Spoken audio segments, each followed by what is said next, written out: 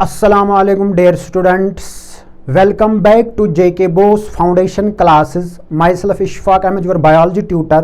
बच्चे आज हम डिस्कस करेंगे ये जो चैप्टर हैं आपके साइंस में जो है कि फूड प्रोडक्शन एंड मैनेजमेंट, इसी के बच्चे हम आज इम्पॉर्टेंट क्वेश्चंस डिस्कस करेंगे।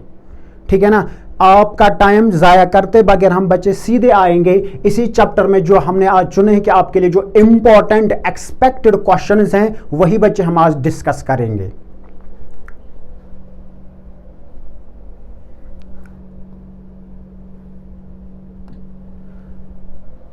पहला जो क्वेश्चन है बच्चों ये है मल्टीपल चॉइस क्वेश्चंस। ठीक है ना, इस चैप्टर के जो पहला एमसीक्यू है वो क्या है, watering the crops is called. Plants को बच्चे पानी देना, पानी सप्लाई करना, उसको हम क्या बोलते हैं। ऑप्शंस में बच्चे ढूंढेंगे हम।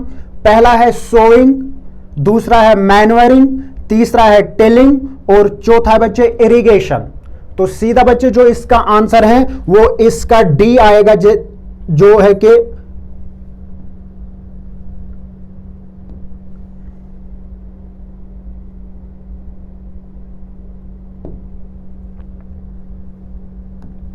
जो क्या है कि बच्चों जो डी ऑप्शन है ना यही इसका आंसर है बच्चों।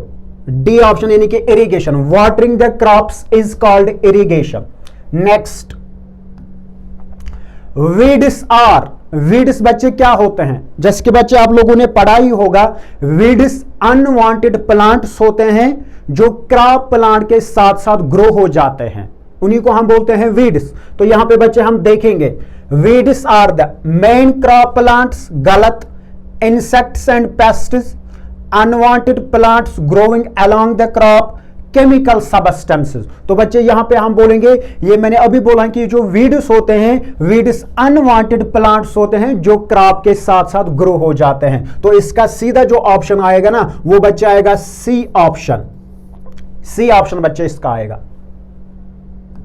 नेक्स्ट जो है कंबाइनर्स आर यूज्ड फॉर, कंबाइनर्स जो बच्चे होते हैं उनको हम किस चीज के लिए, किस लिए हम इनको इस्तेमाल करते हैं। तो यहां पे बच्चे लिखा हुआ है आपके ऑप्शंस में, sowing of seeds, harvesting the crops, threshing and threshing both. यानी कि यहां पे बच्चे आपको चार ऑप्शंस देखे हैं, आपको देखना कि इन कंबाइनर्स को हम किसके लिए इस्तेमाल करते हैं। क्या खाली इनको थ्रेशिंग के लिए किया जाता है कि इनको हार्वेस्टिंग के लिए किया है कि दोनों के लिए। जैसे कि बच्चे आपको पता होगा ये जो कंबाइनर्स होते हैं इनको बच्चे हम हार्वेस्टिंग के लिए भी इस्तेमाल करते हैं और इनको बच्चे हम थ्रेशिंग के लिए भी इस्तेमाल करते हैं। तो बच्चे इसका जो ऑप्शन आएगा वो ऑप्शन नंबर डी आएगा, यानी कि हार्वेस्टिंग के लिए भी और थ्रेशिंग के लिए भी बच्चे इनको इस्तेमाल किया जाता है कंबाइनर्स को। Next, separating grains from chef is called. Option में बच्चे हैं winnowing, threshing, fall and harvesting है। यानी कि शेफ को बच्चे ग्रेन्स को शेफ से सेपरेट करना, उस प्रोसेस को हम क्या बोलते हैं। जब क्या है कि फार्मर्स को बच्चे जब प्रोड्यूस तैयार हो जाता है उसके बाद उसमें वो थोड़ा क्या होता है कि उसमें बच्चे वो थोड़ा डस्ट वगैरह होता है या कुछ क्या होता है कि वो जो ये होते हैं स्टून्स वगैरह, छोटे छोटे पत्थर होते हैं वो इसके साथ होते हैं। ठीक है ना, या क्या होता है कि यही जो क्रॉप होता है वो थोड़ा सा छोटा सा घास के स्टेम्स बच्चे इसके साथ होते हैं, उसको हम शेफ बोलते हैं। उस शेफ को बच्चे सेपरेट करना उन ग्रेन से, उस प्रोसेस को हम क्या बोलते हैं। तो winnowing, threshing, follow and harvesting. तो इस प्रोसेस को बच्चे हम क्या बोलते हैं, इस प्रोसेस को बच्चे हम बोलते हैं विनोइंग बोलते हैं। क्या बोलते हैं, विनोविंग बोलते हैं। सेपरेटिंग ग्रेन्स फ्रॉम शेफ, इसको हम बोलते हैं क्या, विनोविंग। यानी कि हम इसको क्या करते हैं, विंड है ना, जो विंड होती है, विंड से बच्चे हम इसको क्या करते हैं, अलग करते हैं, उसी से विंड से बच्चे होता है। या ये जो दूसरी बच्चे यहां ये होता है थ्रेशिंग होती है। थ्रेशिंग हम क्या करते हैं, जो हमारे पास वो घास वगैरह होता है, यानी कि जो प्रोड्यूस होता है उसको वो स्टॉक के साथ होता है। जब हम उसको क्या करते हैं कि इसके जमीन के साथ किसी हार्ड मटेरियल के साथ, नीचे से वो ड्रम भी हो सकता है बच्चे या कोई पत्थर हो सकते हैं, जब इसको हम बीट करते हैं ना उसके साथ, उसको हम बोलते हैं थ्रेशिंग। मगर यहां बोलते हैं कि सेपरेटिंग ग्रेन्स फ्रॉम शफ, ठीक है ना, क्या करना है शफ से बच्चे इनको सेपरेट करना, इन ग्रेन्स को, उसको हम विनोविंग बोलते हैं। समझ में बच्चे आपको आ रहा है? चलो next, weedicides are used to destroy.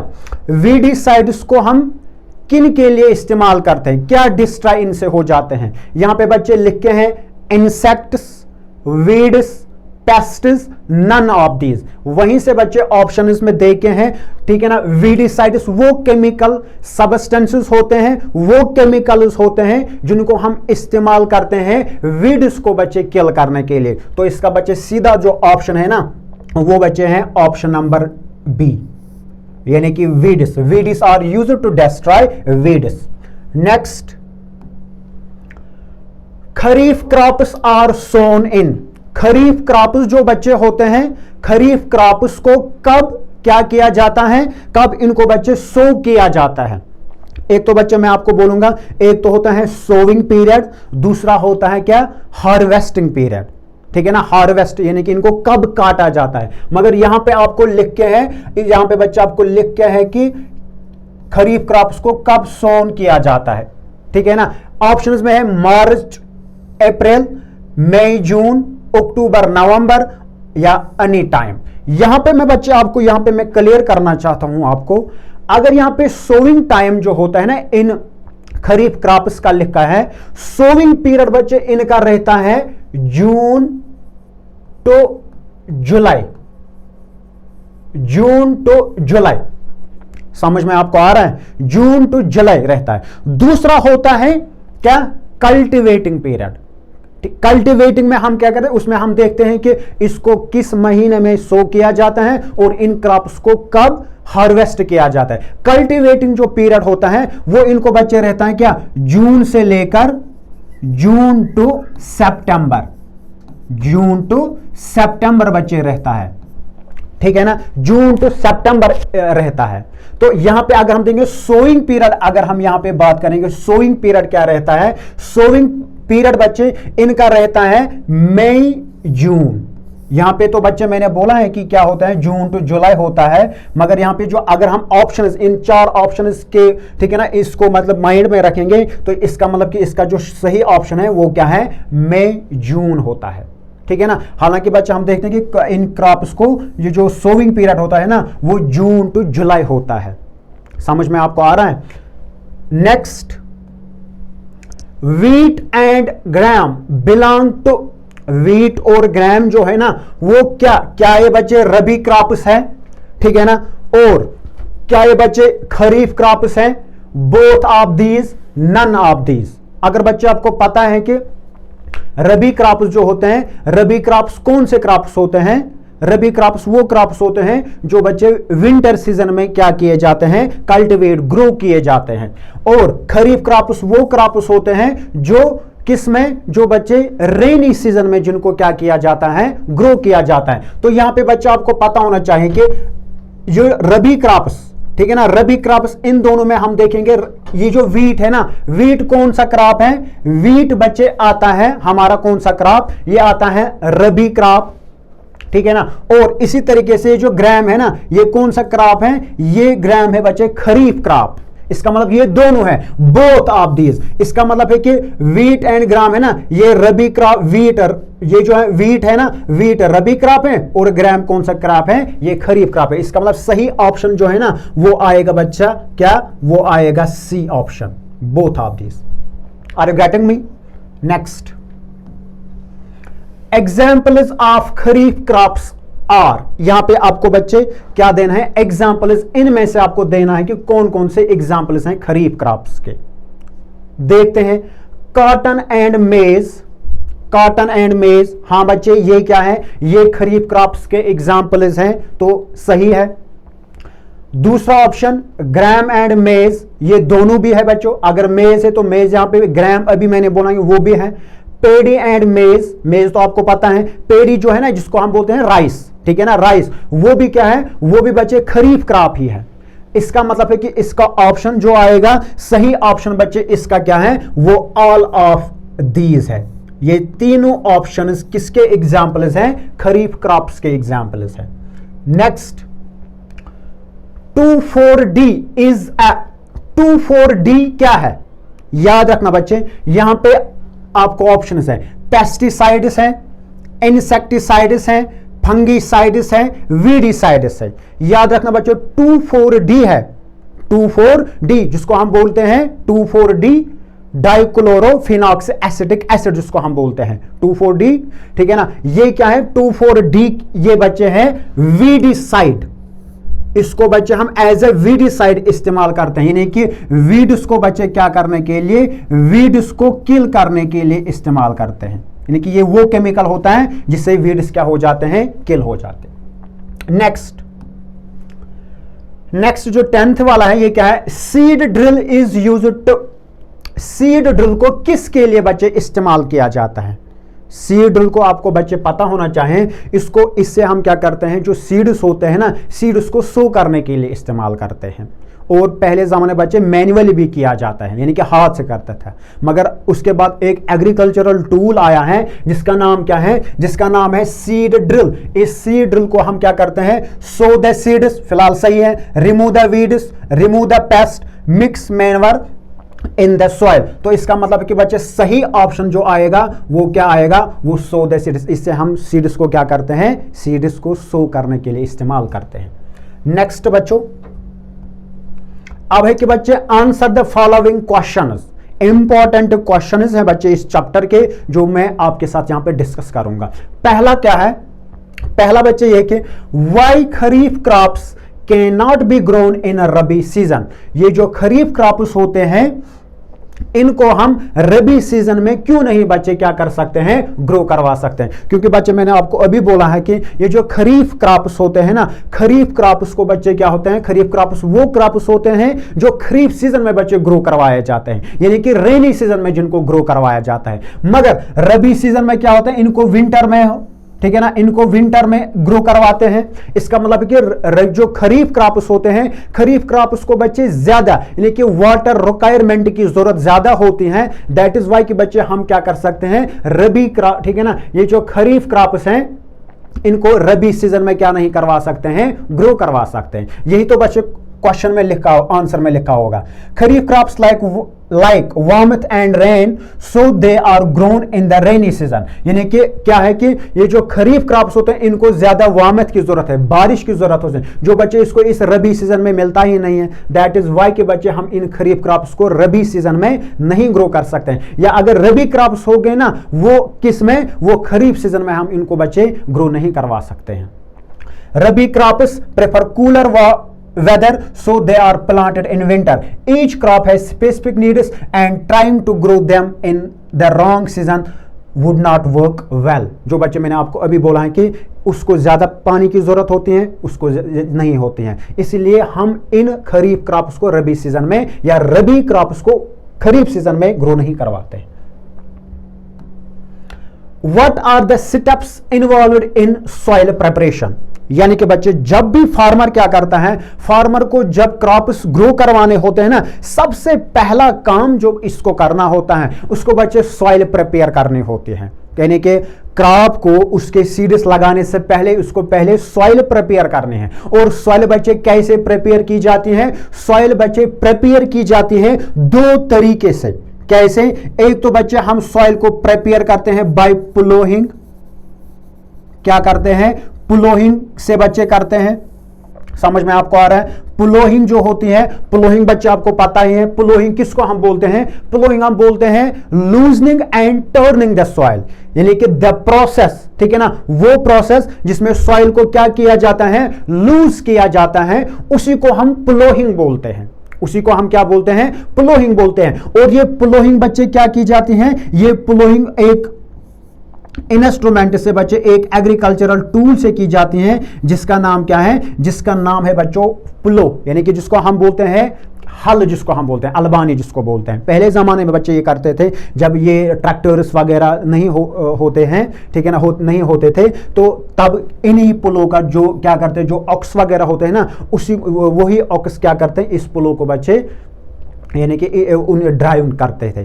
ठीक है ना। और ये जो पुलो होती हैं, कुछ पुलो यानी कि पहले जमाने की जो पुलो होती है ना बच्चों, वो वुड की बनी हुई होती हैं, फिर उस, ठीक है ना, या ये जो पुलो होती हैं ये वुड प्लस आयरन की भी बनी हुई होती हैं, या खाली आयरन की बनी हुई होती है।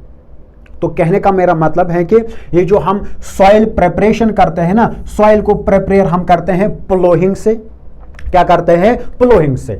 अब जब हम सॉइल इस प्लोइंग से प्रिपेयर करते हैं, इससे क्या फायदा आता है, प्लोइंग के क्या फायदे होते हैं, ताकि जो सीड्स आ बचे, यानी कि जब आपके पास सॉइल क्या हो जाती है, लूज हो जाती है, ठीक है ना, उसमें जो क्रॉप्स आप ये सीड्स डालोगे, वो सीड्स बच्चे आराम से, यानी कि उनके जो रूट्स होते हैं ना, वो डीप चले जाएंगे।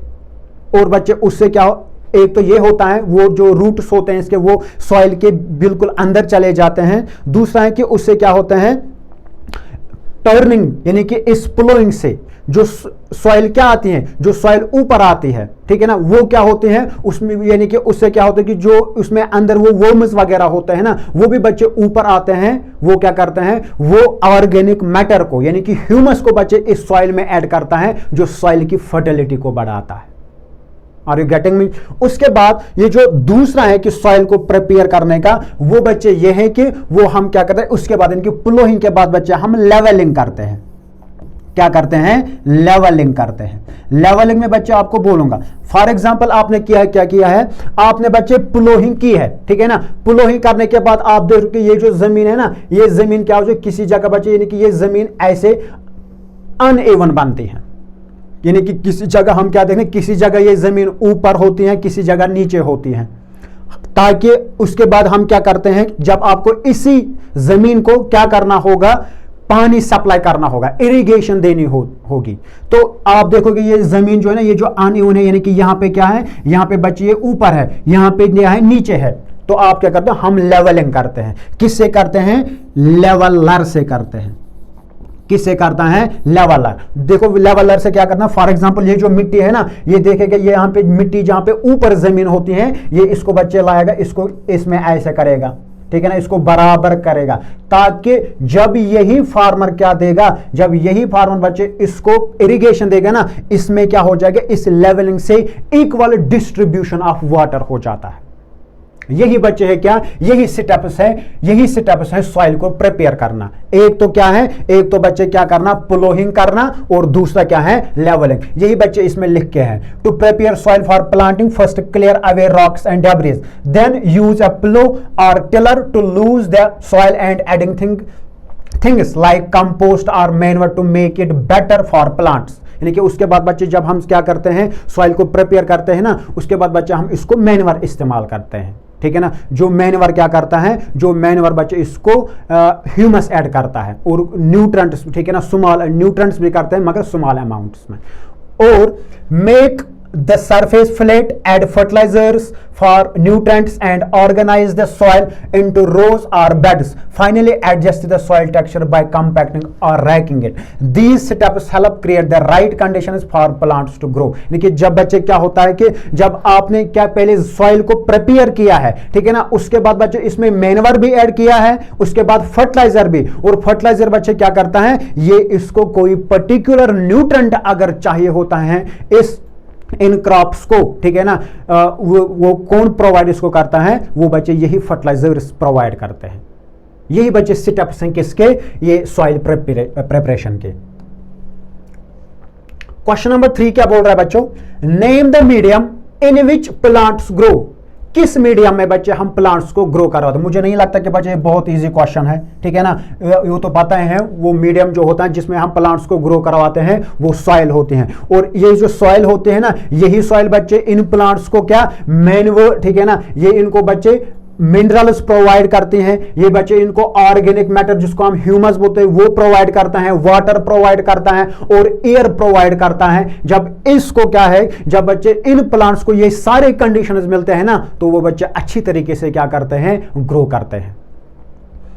क्वेश्चन नंबर 4 क्या है, Why is it necessary to dry grains before storing दम। यानी कि क्या है कि बच्चों, जब फार्मर क्या करता है, फार्मर के पास जब प्रोड्यूस तैयार हो जाता है, यानी कि वो जो ग्रेन्स इसको हासिल हो जाते हैं, अब उसको क्या करना है, अब उनको इसको करना है कि बच्चों स्टोर। मगर स्टोर करने से पहले बच्चे क्या है, उसको वो ड्राइंग करता है। ड्राइंग पता क्यों करता है? ड्राइंग इसलिए की जाती है ताकि बच्चे अगर इसमें इन ग्रेन्स में कुछ मॉइस्चर प्रेजेंट होगा, वो उस मॉइस्चर से बच्चे क्या हो जाएगा, उस मॉइस्चर से बच्चे, ठीक है ना, कुछ हार्मफुल ये जो सबस्टेंसेस होते हैं, या मैं कहूंगा बच्चे माइक्रो ऑर्गेनिज्म जो होते हैं ना, वो बच्चे उससे ग्रो हो जाएंगे, जिसके कारण बच्चे क्या करेंगे, इन ग्रेन्स को वो डैमेज कर पाएंगे। ठीक है ना, डैमेज करते हैं। दैट इज वाई कि बच्चे इन ग्रेन्स को स्टोर करने से पहले क्या किया जाता है, इनको बच्चे क्या किया जाता है, इनको बच्चे पहले ड्राइंग की जाते हैं। और उस ड्राइंग से क्या, इस ड्राइंग से क्या होता है कि जो उसमें, ठीक है ना, इन ग्रेन्स में मॉइस्चर होता है, मॉइस्चर प्रेजेंट होता है ना, वो बच्चे रिड्यूस हो जाता है। क्या हो जाता है? रिड्यूस बच्चे हो जाता है। यही बच्चे इसमें लिखे हैं, drawing grains before storing is important because moisture can make them go bad. If grains are damp, mold and harmful substances can grow, making them unsafe to eat. यानी कि वो फिर क्या है, वो खाने के लायक भी बच्चे नहीं रहेंगे।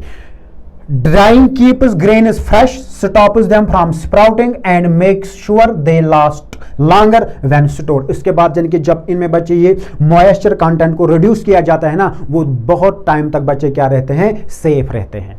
यही बच्चे ये क्वेश्चन बोल रहा था। क्वेश्चन नंबर नेक्स्ट बच्चों क्या है, how are manures prepared by the farmers. ये जो मैन्योर्स होते हैं, फार्मर्स जो होते हैं, ये इनको कैसे प्रिपेयर करते हैं, कैसे बनाते हैं। आपको बच्चे मैं आपको बोलूंगा, ये जो मैन्योर्स होते हैं ना, मैन्योर्स क्या होते हैं, मैन्योर्स बच्चे ये होते हैं, ये ऑर्गेनिक सबस्टेंसेस होते हैं। क्या होते हैं? ऑर्गेनिक सबस्टेंसेस होते हैं। ऑर्गेनिक सबस्टेंसेस का मतलब क्या होता है? ऑर्गेनिक सबस्टेंसेस वो सबस्टेंसेस बच्चे होते हैं जो हमें किन से मिलते हैं, जो हम हासिल करते हैं प्लांट यानी कि लिविंग ऑर्गेनिज्म से बच्चे। किन से? लिविंग ऑर्गेनिज्म से। और कैसे इसको बनाया जाता है, आपको बच्चे पता है कि ये जो फार्मर होता है ना, फार्मर के पास जो एनिमल वेस्ट होता है, क्या होता है, जो एनिमल वेस्ट होता है, और जो बच्चे प्लांट वेस्ट होता है, क्या होता है, प्लांट वेस्ट जो होता है, वो क्या करता है, वो बच्चे इसी वेस्ट को, चाहे ये वेस्ट बच्चे क्या है, चाहे वेस्ट प्लांट का है चाहे एनिमल का है, और इस वेस्ट में बच्चे जो वेजिटेबल पील्स आते हैं या जो फ्रूट के छिलके वगैरह होते हैं ना, वो भी बच्चे इसमें आता है। वो क्या करता है, वो बच्चे काम करता है जमीन के अंदर, यानी कि ओपन फील्ड में एक पिट को खोदता है।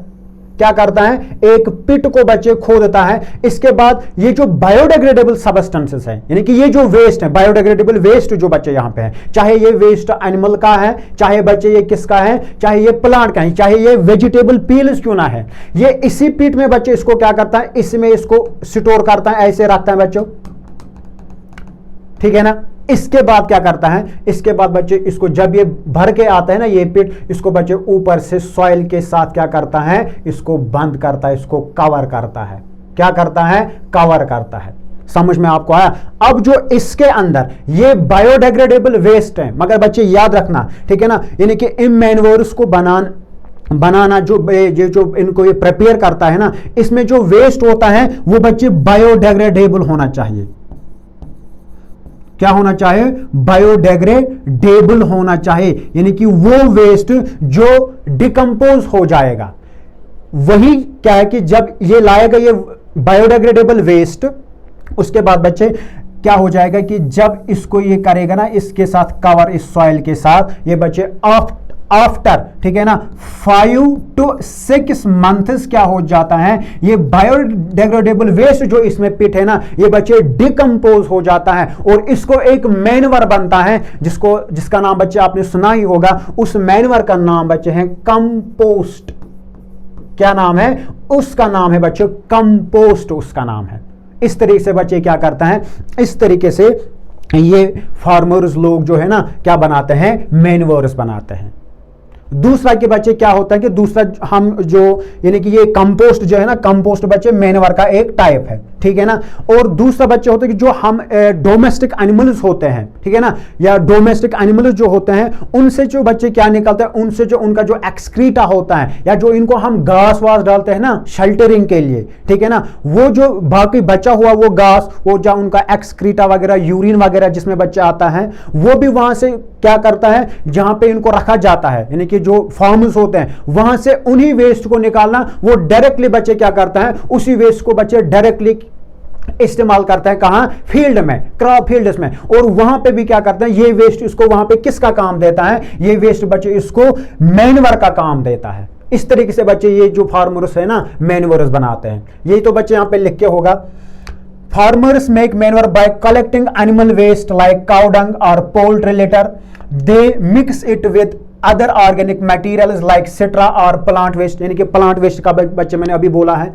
This mixture is then left to decompose creating nutrient rich manure, जो अभी मैंने बच्चे बोलेंगे जिसको हम क्या बोलते हैं, कंपोस्ट बोलते हैं। और इसी कंपोस्ट को बच्चे फिर क्या एज ए मैन्योर इस्तेमाल करते हैं। इस तरीके से बच्चे ये फार्मर्स लोग क्या करते हैं, मैन्योर्स बनाते हैं।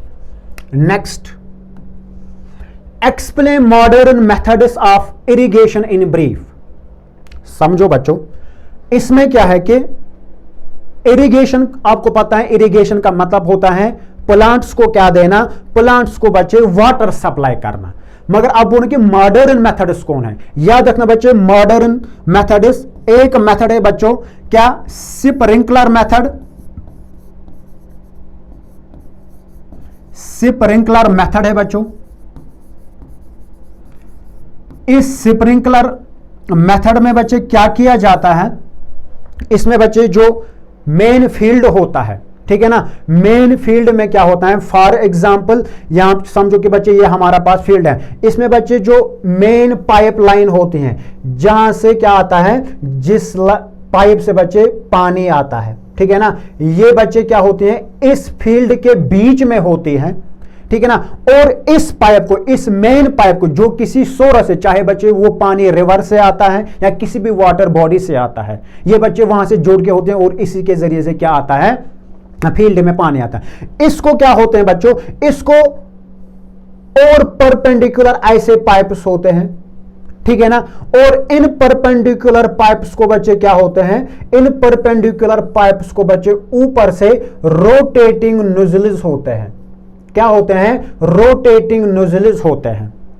समझ में आपको आ रहा है। और जब वहां से बच्चे पानी आता है, प्रेशर के साथ पानी आता है मेन सोर्स से, तो ये जो रोटेटिंग, ये जो परपेंडिकुलर पाइप्स हैं इस मेन पाइप पे, ठीक है ना, और ये याद रखना बच्चे जो परपेंडिकुलर पाइप्स होते हैं ना, इनको क्या होते हैं, इनको आपस में बच्चे स्पेस होती है, ठीक है ना, आपस में यानी कि एक साथ नहीं होते हैं, ये दूर दूर होते हैं, कुछ डिस्टेंस बच्चे, डिस्टेंस इनके बीच में होते हैं। और ये इसके बाद जब पानी आता है ना, इसके बाद बच्चे ये पानी इसी तरीके से बच्चे इन प्लांट्स को देता है, वाटरिंग करता है, जिस तरीके से बच्चे बारिश पड़ती है।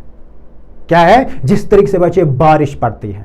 और इसी मेथड को हम क्या बोलते हैं, इस मेथड को बच्चे हम बोलते हैं स्प्रिंकलर मेथड। समझ में आपको आ रहा है। उसके बाद जो दूसरा मेथड है वो बच्चे हैं ड्रिप इरिगेशन। क्या होती है, ड्रिप इरिगेशन। ड्रिप इरिगेशन बच्चे ये वो मेथड है, ठीक है ना, ये वो मेथड है जिसमें क्या किया जाता है, जिसमें बच्चे क्या किया जाता है कि इसमें भी जो फील्ड होता है, फॉर एग्जांपल बच्चे ये क्या है कि ये प्लांट है, ठीक है ना, ये एक प्लांट है। इसी तरह से बच्चे यहां पे भी क्या है, यहां पे एक और प्लांट है।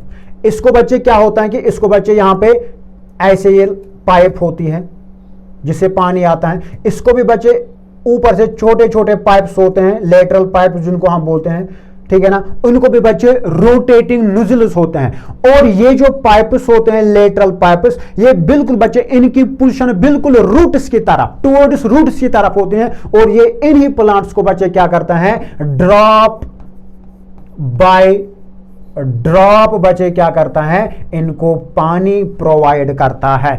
और इसी मेथड को हम बोलते हैं ड्रिप इरिगेशन। और बच्चे ये इतना जो ड्रिप इरिगेशन वाला मेथड है ना, ये बहुत ही अच्छा मेथड है, क्योंकि बच्चे इससे क्या होता है, नो वेस्टेज ऑफ वाटर, इससे बच्चे पानी जाया नहीं होता है, नो वेस्टेज ऑफ वाटर। क्योंकि बच्चे आप देख रहे हो कि इसमें क्या होता है कि इसमें बच्चे बिल्कुल प्लांट के जो रूट्स होते हैं ना, प्लांट के रूट्स पे बच्चे ड्रॉप बाय ड्रॉप पानी ये बरसाया जाता है। समझ में बच्चा आपको, यही बच्चे इसमें मॉडर्न जो मेथड्स होते हैं वो यही होता है, ठीक है ना। एक तो बच्चे ड्रिप इरिगेशन होता है और स्प्रिंकलर सिस्टम होता है। स्प्रिंकलर जो मैंने यहां पे बोला कि मेथड होता है, यही मॉडर्न बच्चे मेथड्स होते हैं किसके, इरिगेशन के।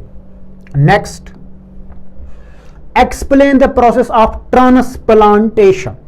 ट्रांसप्लांटेशन बच्चे हम किसको बोलते हैं?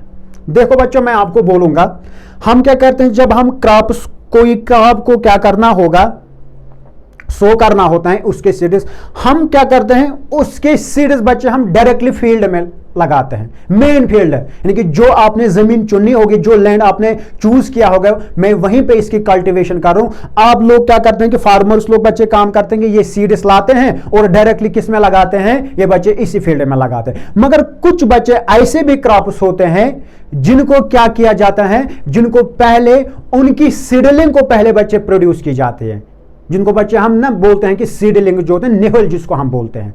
जैसे कि बच्चे मैं आपको बोलूंगा पैडी है, पैडी ना जिसको हम राइस बोलते हैं, राइस के जो सीड्स होते हैं ना, उसके सीड्स को बच्चे डायरेक्टली हम किस में क्या करते हैं, मेन फील्ड में नहीं डालते हैं। नहीं, पहले क्या किया, हम एक जमीन का एक बच्चे छोटा सा टुकड़ा होता है, यानी कि जिसको हम नर्सरी बोलते हैं, इस नर्सरी में बच्चे बिल्कुल जिस तरीके से हम सॉइल को प्रिपेयर करते हैं, बाकी वाटर, ठीक है ना, इरिगेशन देते हैं, फर्टिलाइजर्स इस्तेमाल करते हैं, इनको बच्चे बाकी जो भी इनको ये कंडीशनर्स चाहिए होते हैं वो इनको देते हैं, इनके पानी देना, ये फर्टिलाइजर्स ऐड करना, ठीक है ना, वो हम इनको पूरी तरीके से देते हैं, ताकि बच्चे यहां से क्या बनती हैं, ताकि बच्चे इस नर्सरी से सीडलिंग बनती है। क्या बनती है, सीडलिंग बनती है। और इन सीडलिंग्स एक्चुअली ट्रांसप्लांटेशन किसको बोलते हैं, जब आपको ये सीडलिंग्स प्रिपेयर इस नर्सरी से हो गए हैं, अब इन्हीं सीडलिंग्स को ट्रांसफर करना किसमें, मेन फील्ड में बच्चों, किसमें, मेन फील्ड में बच्चे इन सीडलिंग्स को ट्रांसफर करना, उसी को हम बच्चे बोलते हैं ट्रांसप्लांटेशन। जैसे कि बच्चे मैं आपको बोलूंगा पेड़ी के बच्चे मैंने एग्जांपल दिया आपको। इसी तरीके से बच्चे जो ब्रिंजल होता है, ठीक है ना, ब्रिंजल जो होता है उसकी भी पहले ये जो निहाली होते हैं वो बनाई जाती है।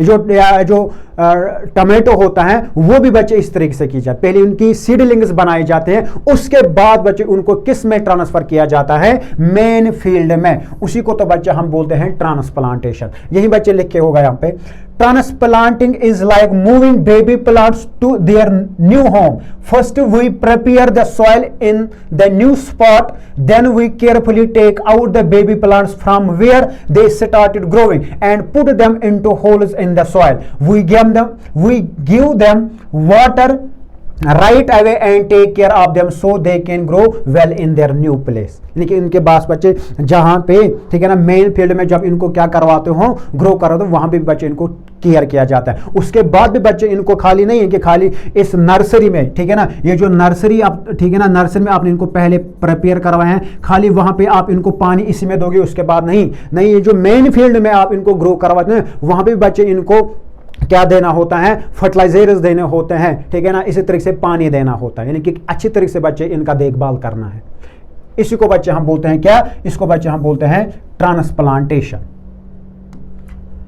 नेक्स्ट क्या है, name 2 fertilisers containing nitrogen and other containing phosphorus. यानी कि बच्चे वो फर्टिलाइजर्स के नाम बताने हैं जिसमें नाइट्रोजन होगा। आपको पता है कि जो फर्टिलाइजर्स होता है ना बच्चों, उनको टाइप्स होते हैं। एक टाइप होता है नाइट्रोजीनियस फर्टिलाइजर, जिसमें बच्चे क्या होता है, जिसमें बच्चे मेन न्यूट्रिएंट नाइट्रोजन होता है, उसको हम बोलते हैं नाइट्रोजीनियस फर्टिलाइजर। उसी की बच्चे आपको एग्जांपल देनी है। इसी तरीके से दूसरा जो होता है फॉस्फेट फर्टिलाइजर्स होता है। फॉस्फेट में जिसमें मेन न्यूट्रिएंट क्या होता है, मेन न्यूट्रिएंट बच्चे होता है फास्फोरस। उन्हीं के बच्चे एग्जांपल्स देने हैं तो इजी बहुत है। Nitrogen containing fertiliser such as ammonium sulphate, urea support leaf and stem growth. याद रखना बच्चों, ये जो नाइट्रोजिनस वाले फर्टिलाइजर्स होते हैं ना, वो प्लांट को किस चीज में हेल्प करते हैं? लीफ एंड स्टेम ग्रोथ में बच्चे हेल्प करते हैं। और बच्चे याद रखना, ये किसके एग्जांपल्स हैं? ये बच्चे अमोनियम सल्फेट और यूरिया बच्चे किसकी एग्जांपल है? नाइट्रोजन के, नाइट्रोजिनस फर्टिलाइजर की एग्जांपल है। Phosphorus containing fertilizers like superphosphate and diammonium phosphate promote root development and flowering in plants। उसके बाद बच्चे जो वो दो, ठीक है ना, फर्टिलाइजर्स जिसमें फास्फोरस होता है, वो सुपर फास्फेट और डाई अमोनियम फास्फेट होता है, जो प्लांट को फ्लावरिंग करने में मदद देता है और रूट डेवलपमेंट में बच्चे हेल्प करता है। यही बच्चे एग्जांपल्स हैं किसके?